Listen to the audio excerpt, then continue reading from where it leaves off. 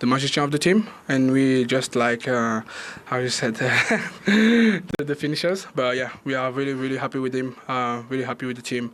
So yeah, today 4 goals. We need to be very proud. Everyone enjoyed this one. Bryan, it's back-to-back wins as well, which is really important. It's taken a while to get there. Yeah, it's actually the first one this season. So and 2 away. So I think it's really important for the team, for the fans as well, and yeah, we are really happy. Can this set you up for the remainder of the season now, looking forward, and maybe even touching those European places? Why not? Why not? We just need to keep winning. That's the aim. We need to take game by game. Today is done. Now we're moving forward to against Everton, another tough game. But yeah, I think we can aim for top 10, and after that we can see. We are still Brentford, Well done to you both. Thank you very much. Cameroon's Mbeumo and DRC's Wissa up to 15 and 12 games in the Premier League, respectively. What a combo. It's incredible. I mean, just the two of them, they've scored more goals than all the 3 teams in the relegation zone, just the two of them. And you can see they have that camaraderie between them, but you saw towards, obviously they had that 3-0 lead in the second half, but the second half, they just have this freedom. You watch them and you almost smile watching them because you can envisage, it's almost like playing in the park with your friends. That's how it looks, and they try things, and they do look for each other, but they're so dynamic. There's a couple of times they've tried to, a pass doesn't come off, but they're on top of it, they get the second ball and they go again, and they're in great form, and credit to them. And they don't miss too many chances. When you watch them play and they get the chances, 9 times out of 10 they score. So efficient, relentless. Wissa 12 goals and Mbeumo 15 league goals. And actually, you still fancy both of them. They could score 20 goals. This is league goals. It's not all competition. This is in the league. And they deserve a lot of credit. And even just listening to them talk there, you can see that they're just loving their football. They said, on the pitch they've got this sort of like connection. Off the pitch, they're close friends. It's just so good to see. Yeah, it's the 6th time this season that they've both scored in the same game. They also both paid tribute to Damsgaard, who got his 9th and 10th assist in the Premier League this season. It's a new record for Brentford. What does it mean, though, for Ruud van Nistelrooy? Because it's 10 defeats in 11 Premier League games for Leicester. Yeah, it's hard, especially at half-time with the boos and the fans leaving. As football fans, we never want to see that, because you sort of like, as players, like when you've been there, and sometimes it can become difficult when you go into games, you're not confident, you're scrapping for results, the goals that you're conceding, of course they could defend better, but at the same time you need a little bit of luck. You're not getting that. Not scoring goals is worrying. When you're a Leicester fans and you go to the home ground, it's like 6 games without even scoring, and did they even look like scoring? Vardy had a couple half chances that he created himself, but apart from that, I can't remember any sort of like situation where you think, oh, there was close there. No, you can't. And even just the attitude of the players, you could, those chances that they did have, they came before Brentford scored. Yeah. And you see they started the game in the front foot and in the right manner, but then you can feel how just vulnerable they are as a team, because as soon as that first goal went in, you just felt this energy from the players. There was sort of this feeling of not again. And it's difficult because playing at home, losing the amount of goals they've conceded in the last 6 games, that is now. That's a difficult... They've now made themselves in a situation where home games are now something they're not going to look forward to. That feeling of your fans leaving before half-time. Yeah. That's tough. You can understand why they were 3-0 down at half-time already, boos ringing out around the King Power Stadium. Let's get into those goals and show you how Brentford took the lead. It came very early on, and it was Yoane Wissa who was on the score sheet. Damsgaard creating this one, Jermaine. Yeah, but again, I mean, it's sort of like there's a turnover there, no real reaction really, and I mean, from a Brentford point of view, it's a good goal. You see Wissa there, it's a fantastic finish because he just passes it into the ground. But Rachel, you probably want to talk about the defending here and the reaction from the Leicester players. Yeah, you can see there, just from this turnover, they put themselves in a position where they're 4v3, and you're playing against Brentford, who are a team who do score goals. They've got huge threat. And then there's a response here. They're back in shape. A little ball slipped through. It's so easy to go right through the middle of you. And, when you're in the position that Leicester are in, you've got to just do better. Yeah. So that was the goal that made it 1-0, that started off the goal glut for Brentford. They didn't have to wait long for the second one. It was just 10 minutes later, and it was the other one in that picture who scored it. Yeah, Mbeumo, it was an amazing goal. We've seen him do this so often. Again, it was a transition, you know, Leicester losing the ball and that. But when you get it in this position here, players like that, you have to show them down the line. Like, you have to show him on his right foot, because we know and we've seen it so many times where he's got that quality to come inside and find that back post, and he just, it's half a yard really, and he just unleashes this amazing finish. But you know, we've seen him do it so often and that. But that's poor defending. What part of it is poor, Rachel? Yeah, well, when he gets the ball initially, he's obviously in the penalty box, which for Christensen, he's got to realise the danger there, and he's got to say, he's left-footed, he's going to want to cut in, I've got to show him outside. And you know, you've got to make sure you show him outside, in the sense of he might get by you, but at least if he goes down the outside, he's going to have to cross. And if he's going to have to cross, at least I know I've got my friends behind me who can help me defend. He sort of just squares him up, and he doesn't even get close enough to the point. And Mbeumo doesn't really have to shift it that far. He just quite comfortably comes in on his left foot and bends it. And for somebody of that quality, I mean, I think most Premier League strikers in that position, if you let them cut in on their strong foot, it's quite a simple finish. It's a really good finish. Yeah. But that's something that's fair. If you're not under pressure, I think that's, you know, you see him here, he's got to go outside, and he's not even stressed. You can see his shoulders relaxed. If he does come inside, you've got to sort of like, your foot patterns have got better, you've got to try and block it. I know, listen, it sounds easy sitting here, but you have to show him outside, and if you don't, if he comes inside, you have to try and get closer to block it. So Mikkel Damsgaard, they paid tribute to him after in that interview, both Wissa and Mbeumo, and there you go. Only Mo Salah has more assists than him. He's level with Anthony Robinson. Surprised to see his name there, but he's doing very well for a defender. And Bukayo Saka with 10 assists as well. He is just loving it. As Wissa said, he links everything up. He is, and that's ultimately the job of that person that's in that role. But I think you can see, because he's now managed to contribute to that many goals, you see the front three know that, and you see Wissa, Mbeumo, they're just constantly on the move. They're always making those runs, and there'll be loads of time they make the run and you don't get it, and you know, those are the times we don't speak about. But because they know he's going to get it, he's going to feed us, it just makes, for the backline of anyone that plays against Brentford, it's going to be tough. Yeah, because we spoke about Vardy before, and we said, like, obviously he needs the service. As a forward player, if you ain't got that service, it's so difficult. And you talk about Brentford, and when you have that sort of quality behind you, you know, all you've got to do is just be switched on and make sure your movement's right, because if your movement's right, you know, you've got players around you that can find you, then all you've got to do is just go and execute. Yeah, so the goal that made it 3-0 was a little bit different from a set play. Mbeumo turning provider this time. Let's look at what Christian Norgard does right and does well. Yeah, I mean, firstly, it's a brilliant delivery into a great area, but you just see Norgard there. He positions himself quite centrally, knowing that his role is to attack that front area. Leicester leave a little gap between, just off the back of Koulibaly, which for me, I think he's positioned a bit too far forward, because he almost acts as a target. Yeah. For Mbeumo, he's thinking, if I can just guide this just over his head, that's the area I want to hit. And Norgard's there, and it's one of those finishes that's quite simple. He knows he's not under pressure, there's no contact on him.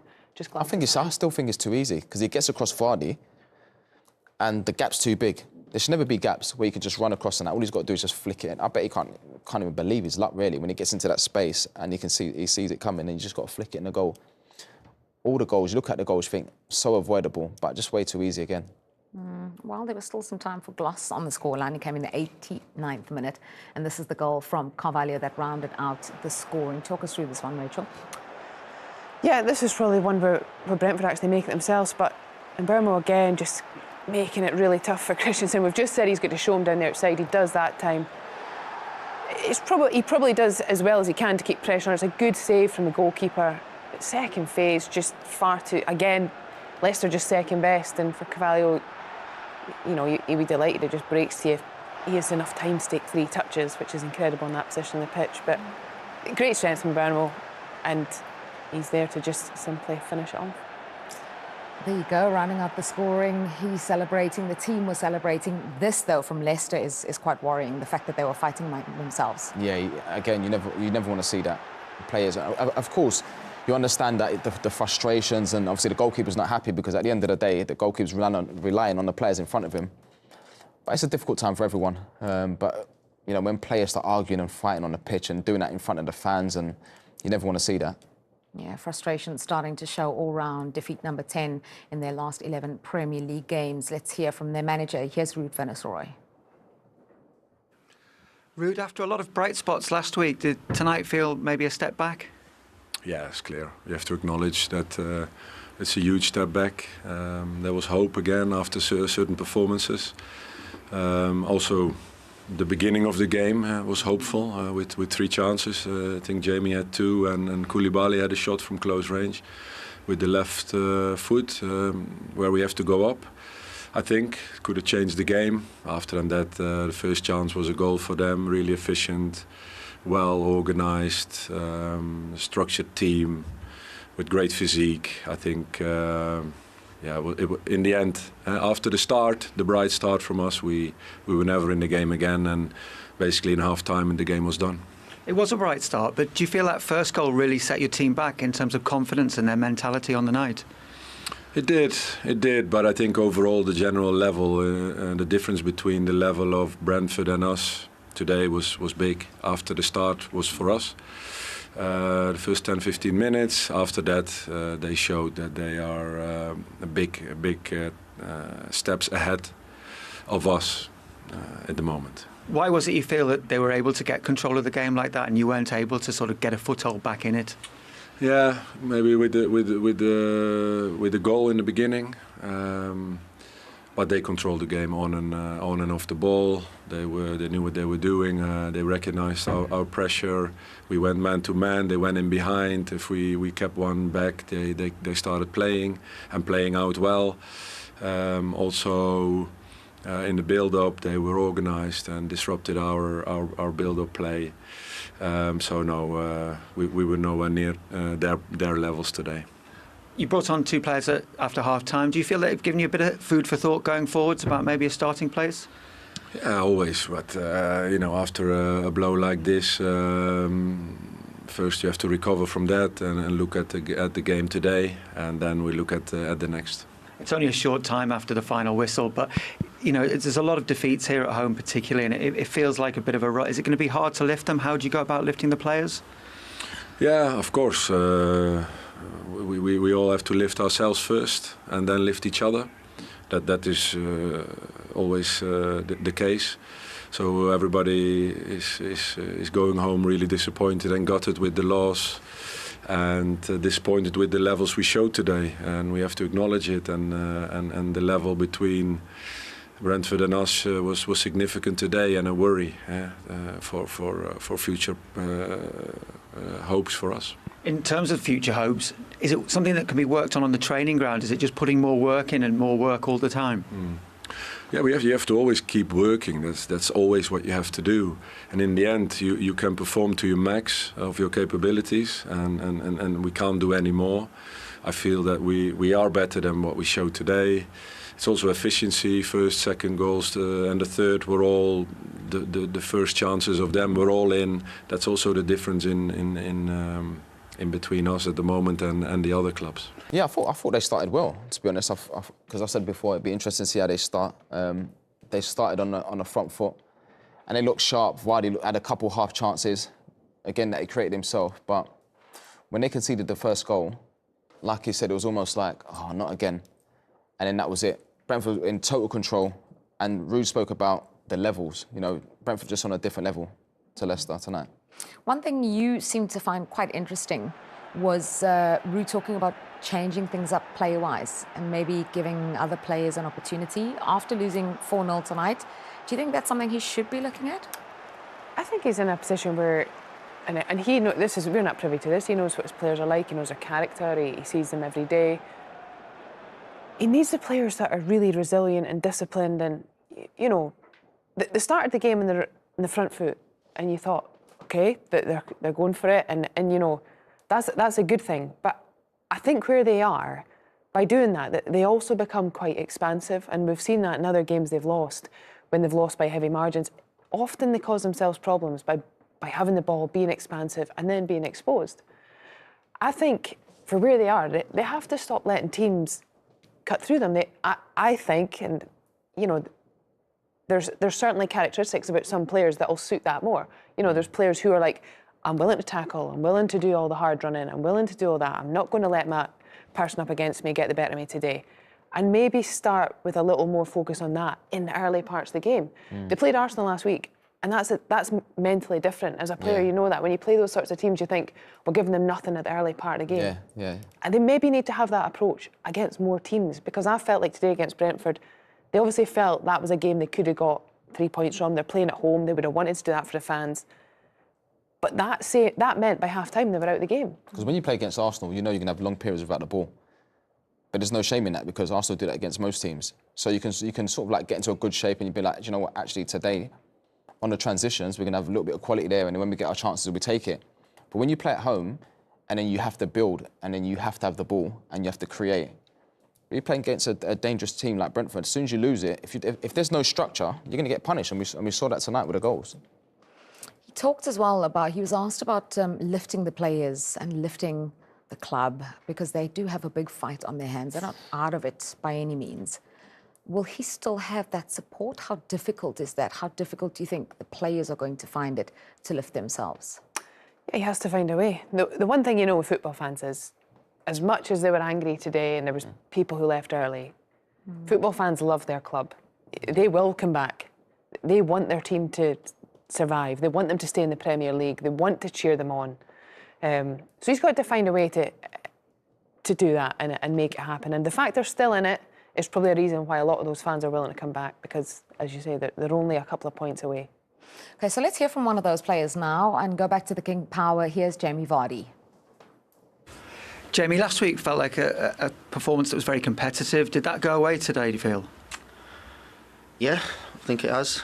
Like you said, played really well last week, and one of the things we said before the game was making sure that it was a full 90 with that performance, but no, it just wasn't to be today, and I think we've let ourselves down a bit, to be honest with you.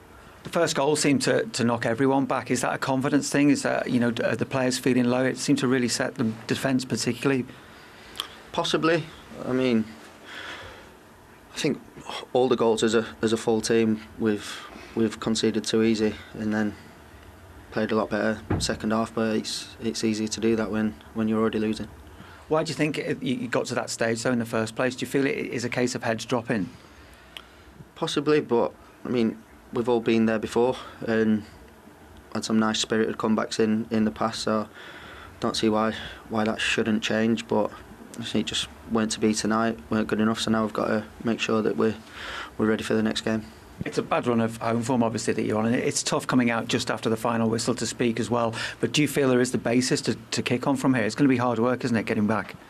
Yeah, we've just got to keep working hard. Like you said before, we've put in some decent performances, but we need to be doing it consistently. We can't just be picking and choosing the teams that it comes against. So, like I say, we've got to get back into training, and we'll watch this back, see where it's all gone wrong, and try and put that right. There were glimmers in the second half, particularly with the substitutes, that there was the potential to make a little bit of an impact. Is that something to hold on to? Yeah, you have to. You have to do that, especially with the next game. It's so close. So, like I say, we've just got to keep working hard. Keep working hard, make sure we put the performances in that we did last week, and fingers crossed that'll pick us up some points. Is it particularly disappointing for someone like you who's seen so many great days here as well, when the stadium's half empty at the end and there are boos and protests against what's going on upstairs as well? Yeah, it's hard, but listen, we just have to concentrate on the football. There's nothing we can do. Everyone's entitled to their opinion and to voice that, and that's what the fans are doing, so that's up to them. We've just got to make sure that we're concentrating on the football, and that's all we can do. We've let ourselves down tonight, says Jamie Vardy. Wasted a big opportunity to jump out of the relegation zone, which they would have done with victory. Instead, they've given Ipswich and Wolves as well an opportunity to open up a little bit more of a gap. What did you make of his reaction? He's obviously disappointed, because he's sort of like, he's had some great times at that football club. Won the league, the FA Cup. He's a club legend, and you can see that it hurts, but he keeps going. And you like to think that the senior players will sort of like set those standards with the players, because even if you're losing, you can't stop running. You can. This is dumps about tactics. Players have to compete. Players don't go into games thinking, "Oh, you're not going to work hard today." You can work hard, but competing is different to working hard. And you see some of the goals there. It's unacceptable. And listen, that's why the fans, after 2-0, the second goal, a lot of the fans leaving. It's shocking to see.